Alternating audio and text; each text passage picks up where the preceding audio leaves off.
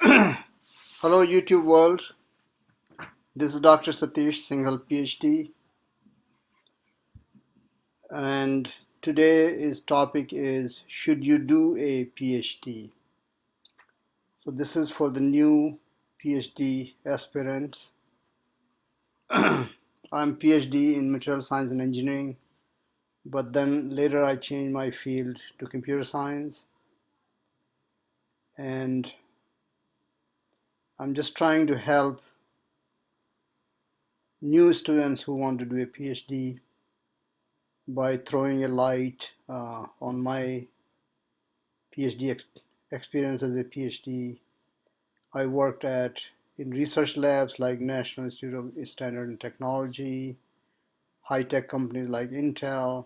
I've been a professor at the university and at community colleges. So uh, I think I can throw light on different parts of the life of PhD.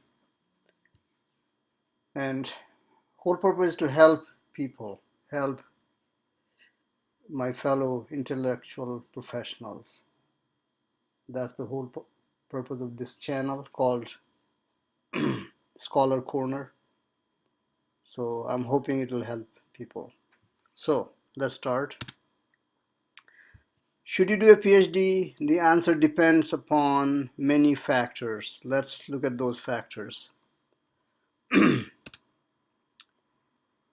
There are advantages of PhD, and if they appeal to you, then you may be motivated to do a PhD.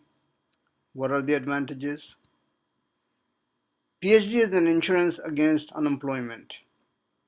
PhDs have lowest unemployment rate. It's I think less than 2%. That means PhDs are unemployed only when they are kind of in between jobs. Otherwise they're always employed.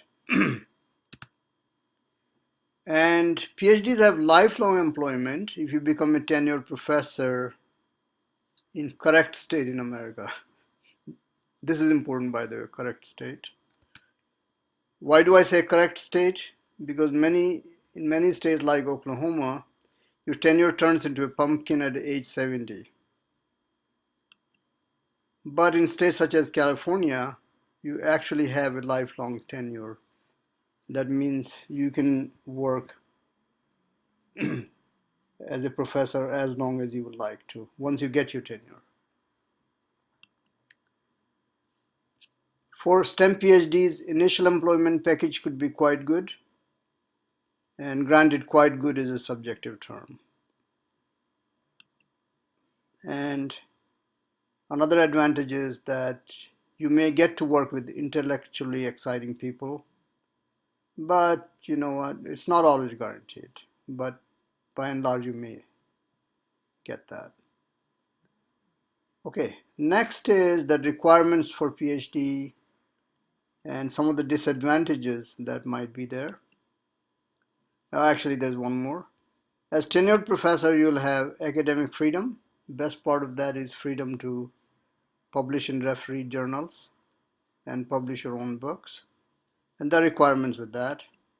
And last one is that you can do your job with a swagger because you have lifelong employment. You can do your job with a swagger. That's really a great thing. Well, then there are requirements and disadvantages of PhD. So let's look at those. Requirements for PhD and subsequent career demands may turn into disadvantages for some.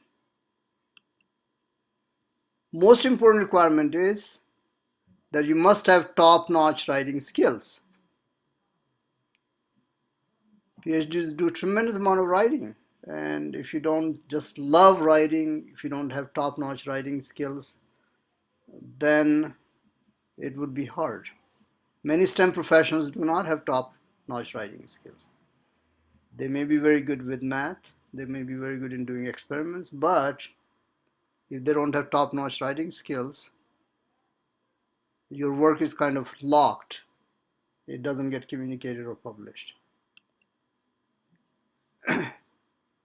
And why do you need top-notch writing skills?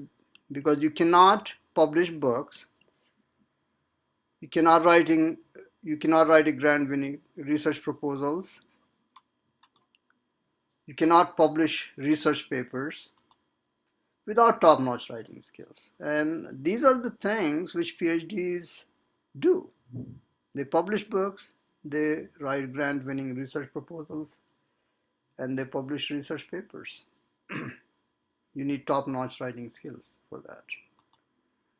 And not only that, you have to have those top-notch writing skills when you're 30 years old. It does not do you any good if you acquire them later. Too much water under the bridge. You have to have them pretty early on. That's not an easy thing. And you must love research. That means you must love finding unknown, or you must love upgrading low-performing technologies. That's a huge requirement for PhD. And we'll do some question and answering to find out more. And of course, initial compensation of professors is lower than industry colleagues, but because of lifelong contracts, they will make up for it later on. Industry is not going to keep somebody after age 70. I doubt it very much. You will have to retire or become a consultant of your own on your own right. But as a tenured professor in California, Massachusetts, New York, you can just continue on as long as you like. Okay, so how do I know that I'm cut out for PhD? How do I know that? Do you love research? Do you love reading? Do you love writing? Do you love analyzing problems? Do you love using machines such as computers to analyze and solve problems? If your answer is even a lukewarm yes to any of those, then you are not cut out for PhD. Your answer should be in jumping beans enthusiasm for all these. If you're hedging in any of those, there will be problems. Truthfully speaking, you may not be cut out for PhD. You must love these 5. Granted that this last one, computer use, will depend upon the area. In STEM, you must love using computer to analyze and solve problems. In humanities, to a lesser degree. Okay? And if your answer is resounding yes to all above questions, you are truly qualified for PhD. Yeah, go for it. How can I test if I'm cut out for PhD? Yeah, there are some tests you can do. And those tests are good tests. If you're in doubt, you should do those tests. One is try MS or MA with dissertation, not with courses only, with dissertation. Understand that doing a dissertation is the hardest component of any degree program. People don't understand that. Writing a dissertation is the hardest thing ever of a degree program. And I did 3 of those. I did it in my bachelor's, master's, and PhD. So I know, I'm speaking from the experience. If you love research at MS and MA level, then maybe you would do well in PhD. If you did not, then PhD may be hard for you. Facts about PhD, one more time. PhD will disappear your social life for at least 1 year, maybe longer. For 1 year, it would be you, library, books, labs, that's it. 24/7, including the weekends. Your life just disappears for at least 1 year. And if you cannot handle FOMO, fear of missing out, for 1 year or more even, then PhD is not for you.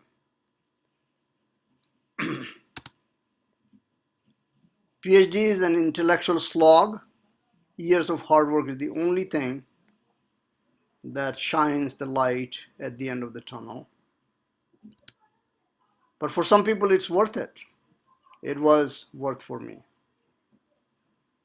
Okay, guys, that's the first video in this series. I will have more videos about the overall process of PhD. And please feel free to comment. Feel free to subscribe, but I'm not making any promises that how many videos I'm gonna put in here. There will never be any monetization, so I will do as much as I can, as much as I feel like doing. Okay? And if you like it, give it thumbs up. If you want me to do video on some other PhD related topics, scholarly topics, this channel is called Scholars Corner. I would try to find time and do them. Thanks so much from Professor Dr. Satish Singhal, PhD from California. Thank you so much.